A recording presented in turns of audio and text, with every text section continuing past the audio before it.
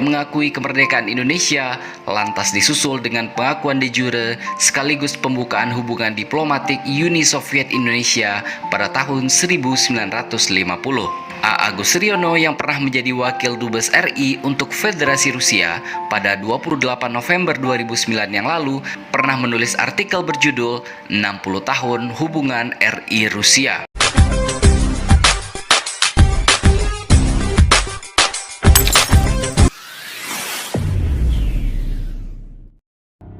Assalamualaikum dan salam sejahtera. Oke guys, Indonesia dan Rusia adalah dua negara yang terpisah jauh geografisnya, namun memiliki persaudaraan dan akar sejarah budaya yang unik. Meskipun terletak di benua yang berbeda, hubungan antara kedua negara ini telah berlangsung selama beberapa abad. Selama periode panjang ini, yang terkait dengan budaya dan pertukaran antara Indonesia dan Rusia telah membentuk ikatan yang kuat di antara kedua bangsa ini guys. Jadi dalam video reaksi pada kali ini, salah satu aspek menarik dari hubungan ini adalah bagaimana orang Rusia mengagumi Indonesia karena sebuah legenda misterius yang berasal dari tanah air mereka sendiri. Jadi legenda ini telah menyumbang pada pemahaman mereka tentang Indonesia dan mempengaruhi cara pandang mereka terhadap negara Indonesia dan negara Rusia itu sendiri. Jadi awal mula orang Rusia mengagumi Indonesia karena sebuah legenda misterius di Rusia itu. Bagaimana ceritanya guys? Ini yang sama-sama kita penasaran dan kita semak dulu video ini daripada channel Kiki Koto ya. Pada yang baru ketemu channel ini, kalian boleh bantu subscribe, like, share, dan komen juga. Yuk guys, kita semak dulu video ini.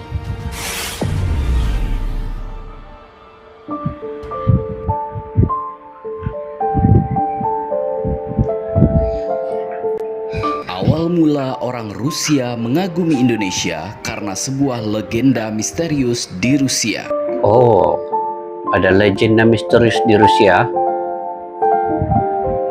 Presiden Vladimir Putin mengungkit mengenai jasa-jasa Rusia atau Uni Soviet terdahulu di saat Putin menyambut kedatangan Presiden Jokowi di Istana Kremlin pada hari Kamis 30 Juni 2022 yang lalu. 30 Saya Juni kembali 2022. bahwa negara kami membantu Indonesia membangun kenegaraan dan memperkuat posisi Republik Muda di kancah internasional. Begitu ujar Putin dalam kata data. Selain menyinggung bantuan Uni Soviet ketika awal kemerdekaan Indonesia, Putin juga mengungkapkan peran Rusia saat membantu membangun infrastruktur Indonesia. Ketika itu, katanya, Rusia banyak mengirim spesialis, insinyur, dan ahli konstruksi ke Indonesia. Uni Soviet kala itu, jelas Putin, juga berperan dalam membangun infrastruktur transportasi, industri besar, stadion, rumah sakit, dan institusi di Indonesia. Bahkan tambahnya, beberapa bangunan itu masih beroperasi hingga saat ini. Pada kesempatan itu, Putin juga menekankan bahwa Indonesia merupakan salah satu mitra utama Rusia di Asia Pasifik. Rusia akan terus membantu Indonesia membangun kenegaraan dan memperkuat posisi Indonesia di kancah internasional. Hubungan Rusia-Indonesia bersifat konstruktif, saling menguntungkan, dan terus berkembang atas dasar tradisi persahabatan dan bantuan timbal balik yang telah berlangsung lama sejak dulu. Nah ini guys, ini bantuan timbal balik sejak lama dulu. Sebenarnya memang sejarah Indonesia ini daripada Bapak Karno. Bung Karno yang telah menjalin hubungan dengan Presiden Rusia pada masa itu sampailah ke saat ini disambung sehingga presiden-presiden seterusnya dan juga sampailah ke Jokowi. Sebenarnya hubungan itu telah lama berlangsung guys. Oke, kita teruskan guys. Dan Putin, Doktor Sastra Indonesia dan Malaysia di School of Oriental and African Studies, University of London, Inggris, Vladimir I. Brzezinski mengungkapkan pada mulanya orang-orang Rusia memendam kekaguman terhadap kawasan Nusantara semenjak abad ke-11. Namun, menurut Tommy Lebang dalam bukunya Sahabat Lama, Era Baru yang dimuat Tirto, kekaguman itu bersifat misterius karena mereka sendiri tidak tahu sebenarnya di mana Nusantara itu. Pengetahuan masyarakat Rusia hanya berasalkan dari mitos. Mitos itu berupa kepercayaan bahwa Kepulauan Nusantara sebagai sebuah Taman Eden yang memiliki kekayaan berupa emas dan batu berharga lainnya. Begitu ujar Tommy Lebang dalam bukunya. Saat dalam jajahan Belanda, Kekaisaran Rusia telah menempatkan seorang konsul pertama dan terakhir di Batavia, yaitu M. Bakunin. Dia memegang jabatan sebagai konsul itu pada periode 1894 hingga 1899. Hubungan Rusia-Indonesia juga terkait dengan sosok Tan Malaka yang hadir dalam Kongres Komintern IV di Moskow pada tahun 1932. Bukan hanya Tan Malaka, ada juga Munawar Musso yang pernah tinggal di Moskow. Musso merupakan pemimpin Partai Komunis Indonesia atau PKI di tahun 1920 hingga pemberontakan PKI di Madiun 1948. Di Moskow, Musso menyusun bahan pelajaran bahasa Indonesia untuk mahasiswa Uni Soviet. Hubungan ideologis ini kembali muncul saat proklamasi kemerdekaan Indonesia dikumandangkan pada 17 Agustus 1945. Uni Soviet menjadi salah satu negara yang terus-menerus mendukung kemerdekaan Indonesia. Andrew Gromyko pada sidang PBB dalam kurun waktu 1945 hingga 1947 terus mempelopori gerakan mengecam Belanda yang melestarikan penjajahan di Indonesia. Pers Rusia pun dipenuhi dengan reproduksi berita tentang para pejuang kemerdekaan Indonesia. Uni Soviet juga mendukung kedaulatan dan kemerdekaan Indonesia yang mereka suarakan dalam beberapa forum internasional seperti Konferensi Asia di Delhi pada tahun 1949 serta pertemuan Dewan Ekonomi dan Sosial PBB atau ECOSOC pada tahun 1947 hingga 1948. Seperti dikabarkan oleh Kompas, beberapa tokoh bangsa seperti Ali Sosro Amijoyo, Insinyur Juanda, Sartono, Wilopo, dan Adam Malik secara terang-terangan menyampaikan rasa terima kasihnya kepada Uni Soviet dalam pidato-pidato mereka. Kemudian pada tahun 1948, secara de facto, Uni Soviet mengakui kemerdekaan Indonesia, lantas disusul dengan pengakuan de jure sekaligus pembukaan hubungan diplomatik Uni Soviet Indonesia pada tahun 1950. A. Agus Riono yang pernah menjadi Wakil Dubes RI untuk Federasi Rusia pada 28 November 2009 yang lalu pernah menulis artikel berjudul 60 tahun hubungan RI Rusia. Menurutnya, hubungan Rusia dan Indonesia terjalin begitu harmonis ketika zaman Presiden Soekarno. Dalam periode hubungan harmonis Indonesia-Uni Soviet, Presiden Soekarno tercatat telah 4 kali datang ke Moskow dalam kurun waktu 1956 hingga 1964. Bahkan Bung Karno merayakan ulang tahunnya yang ke-60 di Rusia. Dalam perayaan ulang tahunnya, Khrushchev memberi kado merayakan ulang tahunnya di Rusia, guys, Bung Karno ini. Nah, tahun berupa patung seorang gadis yang sedang memegang dayung, karya seniman kenamaan Maziner.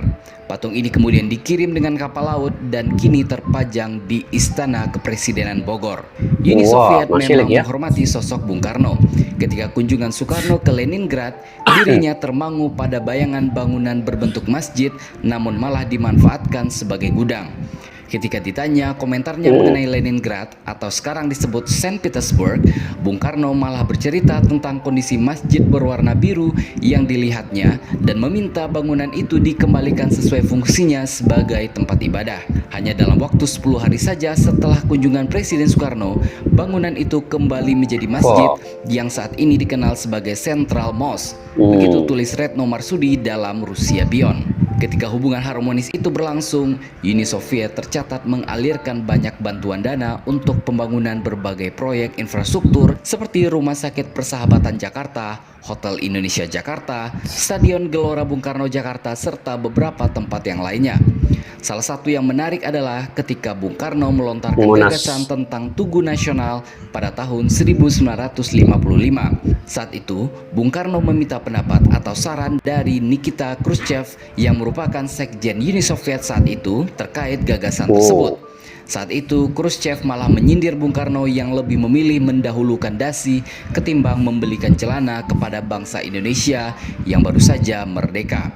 Soekarno diketahui berang mendapat kritikan dari Khrushchev tersebut. Namun, kendati mengkritik, Uni Soviet tetap memberikan bantuan kepada Indonesia. Tidak hanya membangun Tugu Monas, tetapi mereka juga menyumbang pembangunan Stadion GBK dan juga Masjid Istiqlal. Uni Soviet juga diketahui menjadi pemasok utama persenjataan dan peralatan tempur pada era Soekarno, terutama saat Tri Komando Rakyat atau Trikora untuk pembebasan Irian Barat dan Dwi Komando Rakyat atau Dwikora untuk konfrontasi dengan Malaysia. Tercatat, Uni Soviet menggelontorkan uang senilai 600 juta dolar Amerika Serikat kepada Indonesia dalam bentuk kapal penjelajah, destroyer, kapal selam, tank amfibi, dan pesawat tempur MiG. Tak heran, ketika itu Angkatan Laut Indonesia disebut menjadi angkatan laut terkuat kedua setelah Tiongkok. Eratnya hubungan bilateral juga tercermin di bidang-bidang lain. Pada tahun 1956, pengiriman pertama kali mahasiswa Indonesia ke Moskow pun dimulai. Dari 7 mahasiswa, 2 diantaranya adalah pekerja film, yakni Sumanjaya dan Ami Priyono. Hingga tahun 1962, tercatat sekitar 700 mahasiswa Indonesia yang belajar di berbagai universitas di Rusia dan sejumlah perwira angkatan laut belajar di Vladivostok dan Leningrad. Kelak, beberapa dari mereka tidak bisa kembali karena peristiwa gerakan 30 September. Setelah peristiwa G30S, kemesraan Indonesia-Uni Soviet lantas pupus. Orientasi pemerintahan Orde Baru yang dipimpin oleh Presiden Soeharto berseberangan dengan pemerintahan yang lama. Soeharto membekukan segala bentuk hubungan kerjasama dengan Uni Soviet. Hal ini ditandai dengan dibubarkannya Lembaga Persahabatan Indonesia-Soviet. Padahal dari lembaga ini, penggerak utama kerjasama ilmu dan budaya kedua negara tercipta. Pada era 90-an, Uni Soviet bubar, sedangkan rezim Soeharto pun tumbang. Pada era milenium baru, hubungan yang telah terputus kembali terjadi dengan kerjasama antara Indonesia dan Rusia pasca komunisme runtuh. Oh, panjang ceritanya guys. Jadi, di sini kita sudah sedikit tahu kenapa bangsa Rusia adalah hanya segelintir bangsa kulit putih yang notabene adalah bangsa barat yang respek dan sangat suka dengan Indonesia tanpa dibuat-buat dan terlihat lebih tulus dan apa adanya. Karena Indonesia adalah Taman Eden dalam legenda Rusia. Jadi, bagaimana menurut pendapat Anda?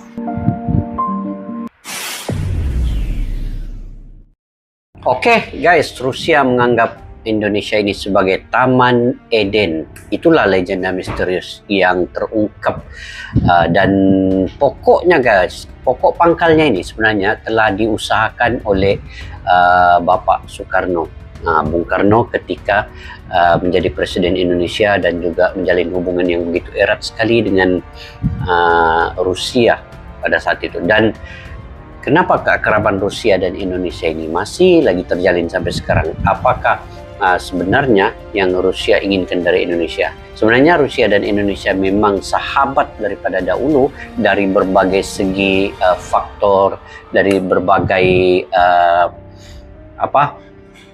penyatuan, sama ada dari segi ekonomi, dari segi budaya, dari segi kekuatan militer, dan juga Rusia selalu membantu Indonesia sekiranya Indonesia diganggu-gugat oleh Uni Eropa. Rusia lah yang akan ke depan sekiranya Indonesia diganggu-gugat oleh negara mana-mana pun. Karena daripada dulu Rusia memang telah mengantar bantuan. Rusia ini sangat respect Indonesia, walaupun Indonesia ini punya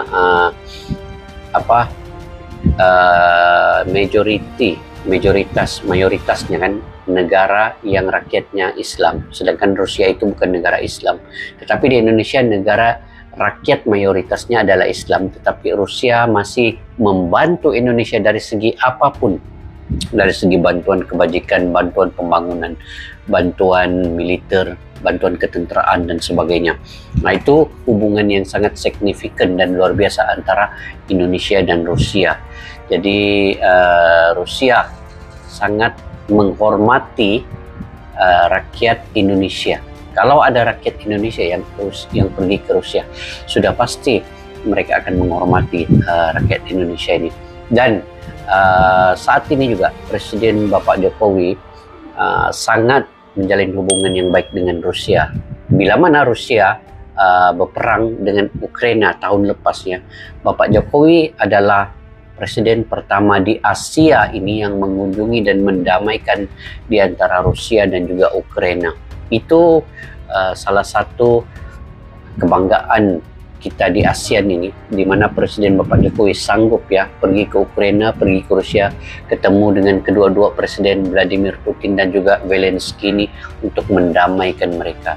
Jadi Mudah-mudahan hubungan yang sangat akrab antara Rusia dan juga Indonesia ini terjalin sampai saat ini dengan begitu akrab sekali. Dan saya juga mendoakan ya guys, sebenarnya hubungan di antara Malaysia dan Indonesia ini walaupun banyak timbul yang dahulunya ketegangan, tetapi kita doakanlah yang terbaik untuk Malaysia dan Indonesia menjalin hubungan yang tidak ada keraguan lagi selepas ini. Sebab Bapak Jokowi dan juga Bapak Anwar Ibrahim telah pun bersepakat menyelesaikan beberapa isu yang penting di dalam Malaysia dan Indonesia. Oke guys, sampai di situ saja. Mungkin kalian punya pandangan dan pendapat sendiri, kalian boleh komentar di ruang kolom di bawah guys. Sampai kita berjumpa lagi. Assalamualaikum warahmatullahi wabarakatuh. Bye bye.